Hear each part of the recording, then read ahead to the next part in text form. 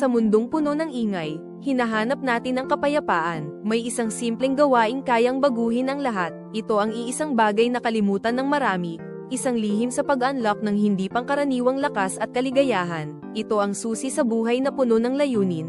Tuklasin natin ang kapangyarihan ng araw-araw na pagsamba. Ang tunay na pagsamba ay pagkilala sa banal na presensya sa bawat sandali.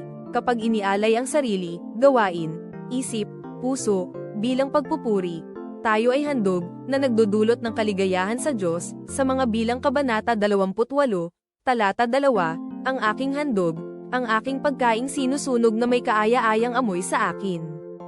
Ang ating buhay, ibinigay sa Kanya, ay nagiging kaaya-ayang handog. Araw-araw, purihin at pasalamatan ang manlilikha. Hindi lang tayo nagbibigay, kundi tumatanggap din ng di masusukat na pagpapala. Puno ang puso ng pag-ibig, kapayapaan, at lakas na hindi kayang tibagin. Simulan ngayon, isama ang pagsamba sa bawat sandali. Hayaan ang inyong buhay na maging patuto ng kapangyarihan ng pananampalataya at walang hanggang pag-ibig ng Diyos.